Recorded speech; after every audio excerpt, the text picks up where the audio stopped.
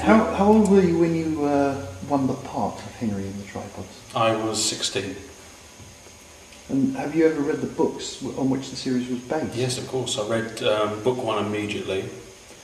Book 2, I can't remember exactly when, but we were in filming, in the process of making series 1 when I read book 2, and then I realised that it was quite different from what we were doing, and at that point I decided to stop reading because I didn't want to confuse my mind with the two stories, wonder why this was left out, etc, etc. So, but then obviously when series 3 was coming up, I had a much longer gap than anyone else. So I then went ahead and read book 3. So yeah, but I haven't reread them since then. What do you think that it is that appeals about the books in the series? To me, it was the adventure. It wasn't the science fiction side of it. To me, initially, I was struck by the journey and the comradeship that the three boys enjoyed. It was just a plain, old, boys' own adventure story, and that's what appealed to me. Do you have a favourite scene or TV episode? Yeah, I read that a moment ago, and I don't think I do have a favourite.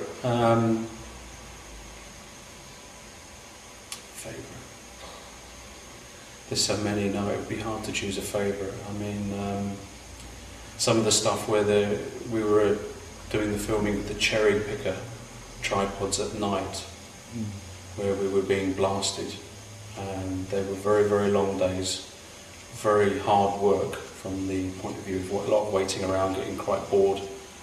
But for some reason they stand out, because they're the action scenes. They were quite difficult to film and quite complex, I remember. Visually beautiful. Visually really well done. I think those cherry picker cranes with the lights, the tripod strobe effect lights, really, really worked. And a lot of people said to me, oh, they use the computer thing there. No, not at all. Plain old cherry picker cranes with lights on. That looks like Black Forest behind Pinewood Studios, is that correct? I can't remember. I'm very bad with locations.